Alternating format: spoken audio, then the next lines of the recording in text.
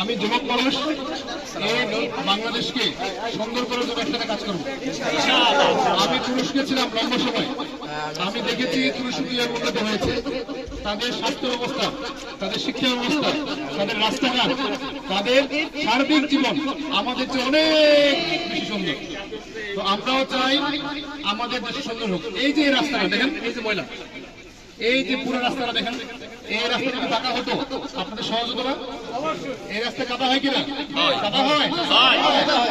আচ্ছা, আমরা চাই বাংলাদেশের এমন কোনো রাস্তা থাকবে না যে রাস্তা ফাঁকা হবে। সব জায়গায় সম্ভব। আমাদের কিন্তু বাজেট আছে। আমি গতকালও গেছিলাম ডিসি অফিসে, বলে যে বরাদ্দ কি দিব, বরাদ্দ আগে তো চুরি হয়ে যায়। তো আমরা এরকম চুরি চাই না, আমরা দুর্নীতিমুক্ত বাংলাদেশ চাই। আপনাদের সবার দোয়া চাই, সমর্থন চাই, দাঁড়িপাল্লা আমাকে করছে। সবাইকে ধন্যবাদ। আসসালামু আলাইকুম।